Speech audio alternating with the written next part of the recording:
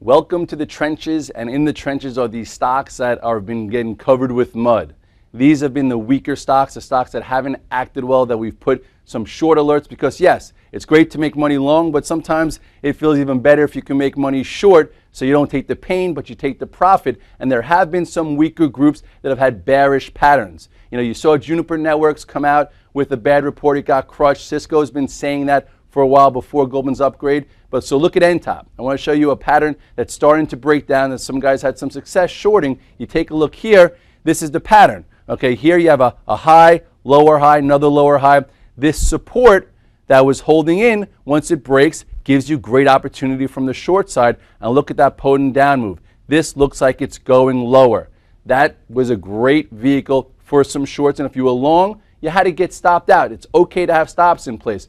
Another stock that's been horrendous has been RIM. And obviously, Apple's been just crushing RIM, and RIM has been sold for the past 3 quarters, and now it looks like it's looking to break down again. So far, it's working from the short side, and it can intensify if the market gets weaker. So if you look here at RIM, you will see that this was that earnings gap to the downside. Tried to come up, retested, couldn't fill it at all.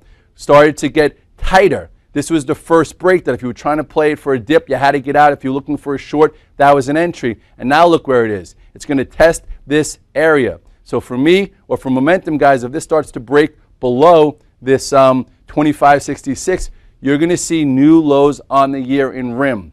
Hopefully you haven't been thinking, oh, I have a great BlackBerry, I'm just going to start buying RIM, you know, and you saw the writing on the wall, because the technicals have been horrible for this stock, you know, over the past few quarters. Another one, Riverbed. Riverbed has been on the other end of the cloud computing side that hasn't been strong. If you look here, you will see that this is starting to break down.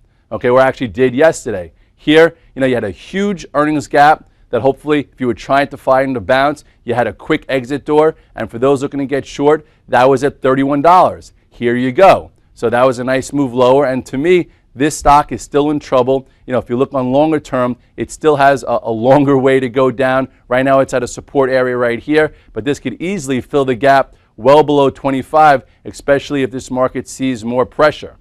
Now, as far as some of the semis, I showed you the SMHs. That group looks like it could be in trouble. Novellus, that quarter wasn't great. Look at Novellus here.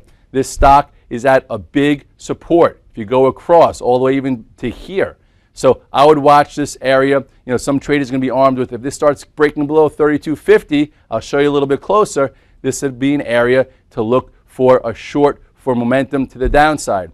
Now the way you do this is, you know, when you get short a little bit as it breaks the price. If it hovers below it for more than 15-30 minutes and you see the futures continue higher and it shows relative weakness, you add to see that move go lower.